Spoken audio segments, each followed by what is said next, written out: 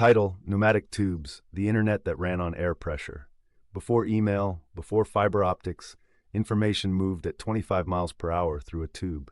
Imagine sending a message, cash, or even your lunch across an entire city using nothing but a blast of air. This wasn't science fiction. It was the secret nervous system of our world, a forgotten physical internet that ran banks, hospitals, and post offices for over a century. A technology so brilliant, it's still hiding in plain sight, and you've probably used it without even realizing. So how did this Internet of Air actually work? The principle was brilliantly, almost childishly simple. Think of a giant pea shooter. At its core, a pneumatic tube system is just a network of pipes, a series of airtight canisters that fit snugly inside. You'd place your message, your paperwork, or your stack of cash into a canister, latch it shut, and slide it into the sending station. Then the magic happened. You could either push the canister with a blast of compressed air from behind, or pull it by creating a vacuum in the tube ahead of it, sucking it towards its destination. The result was a satisfying whoosh as the canister rocketed away through the hidden veins of the building, traveling at speeds up to 25 miles per hour. To put that in perspective, that's like a car driving down your office hallway. Before this, you had to rely on a messenger boy, an elevator, or your own 2 feet. This was instantaneous. It was a physical teleportation device for everyday objects, and it was everywhere. You've probably seen the last remnants of them at a bank drive-thru, sending your check to the teller, but imagine that on a massive scale. In bustling department stores like Macy's, a sales clerk would place a customer's cash into a canister, shoot it up to a central cashier's office hidden away on the top floor, and moments later, the canister would fly back with the correct change. It was secure, it was fast, and it kept large amounts of cash off the sales floor. In hospitals, these tubes became the central nervous system, the silent arteries and veins that kept the entire facility alive.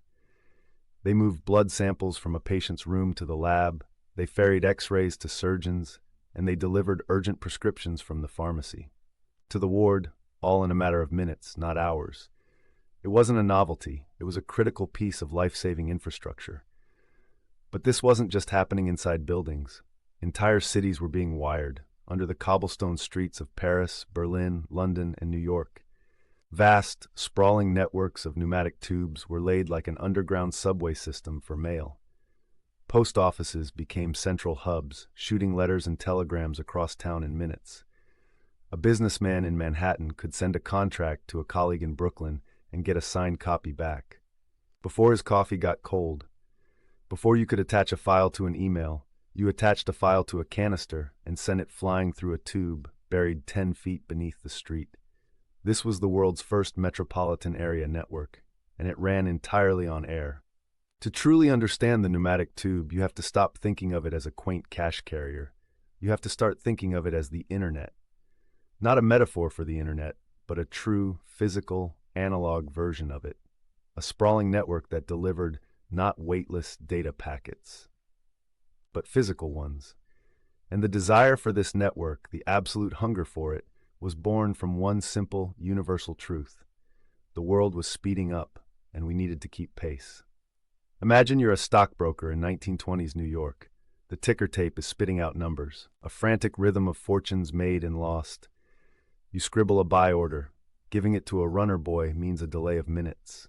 In your world, minutes are an eternity, but you don't use a runner. You roll the slip of paper, place it in a brass capsule, and slide it into a slot on your desk. With a great hiss of compressed air, your command, your very will, is fired through the walls, under the floors, arriving at the trading floor in under 30 seconds. That's not convenience. That's power. That's the competitive edge. That separates wealth from ruin. Now picture a grand department store, a cathedral of commerce like Wanamaker's or Macy's. Hundreds of shoppers, thousands of transactions a day. A clerk on the 4th floor sells a pair of gloves instead of a vulnerable, open-drawer cash register. She takes the customer's $20 bill, puts it in a canister with a sales slip, and sends it flying to a central cash room, a secure nerve center hidden deep within the building. Less than 2 minutes later, a different canister arrives back with a thump, containing the exact change and a receipt. For the customer, it was a piece of retail magic, a show of futuristic efficiency. For the store, it was a revolution in security and accounting. It was a centralized, encrypted financial network that ran on air. But this wasn't just about money. It was about life and death. In the sprawling hospitals of the mid-20th century, a doctor draws a vial of blood for a critical test. The lab is 3 buildings away. To send a porter is to risk delay, a drop sample, a slow diagnosis. Instead, the vial is cushioned. Inside a capsule and shot directly to the lab. The sample travels at 25 miles per hour, unimpeded by crowded hallways or slow elevators. The results can be sent back just as quickly. The pneumatic tube wasn't just a clever gadget. It was a lifeline. It was a system that collapsed the physical distance of a hospital campus into a single, interconnected organism, moving medicine, samples, and charts at the speed of urgency. The ultimate expression of this desire, though, wasn't within a single building, but beneath the streets of an entire city. Paris, Berlin, London, New York, they all built vast, subterranean pneumatic post systems. This was the city as an internet. You could write a letter in the morning, drop it at a pneumatic post station, and have it physically delivered to an office across town in time for lunch. A reply could be in your hands by late afternoon. Think about that. Not next-day mail, but same-hour mail. For businesses, it meant contracts signed and returned in a single business day. For journalists, it was sending breaking news from a remote office to the printing press, just before deadline. For ordinary people, it was urgent family news, dinner invitations, even love letters, flying beneath the cobblestones in a constant, invisible stream of communication. This was the emotional payoff. It wasn't just about efficiency, it was about certainty. In our digital world, we hit send and our message vanishes into the ether, confirmed only by a sterile checkmark. But with the pneumatic tube, the experience was visceral. You could feel the slight shudder as the system engaged. You could hear the rush of air, a ghost in the machine, and then the satisfying definitive thump of the capsule's arrival. It was a physical handshake across a distance, a tangible proof of connection. It was the deeply human desire for immediacy, for reliability, for the magic of seeing something you just sent appear, almost instantly somewhere else. This wasn't just a network of tubes. It was a mechanical nervous system for the modern age, and every hiss of its valves was the sound of the future arriving. So the next time you're in an old bank or hospital and hear that faint whoosh in the walls, remember you're hearing the ghost of a physical internet. For over a century, these pneumatic networks were the invisible arteries of our cities, moving information at the speed of air pressure. They're a powerful reminder that our quest for instant connection didn't begin with fiber optics, but with clever engineering and a whole lot of pipe.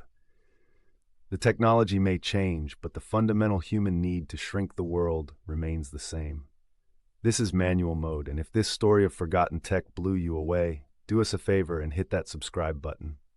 We dive into histories like this every week. And if you want to see how we first conquered the oceans with data, click right here to watch our video on the insane challenge of laying the first transatlantic cable. Thanks for watching.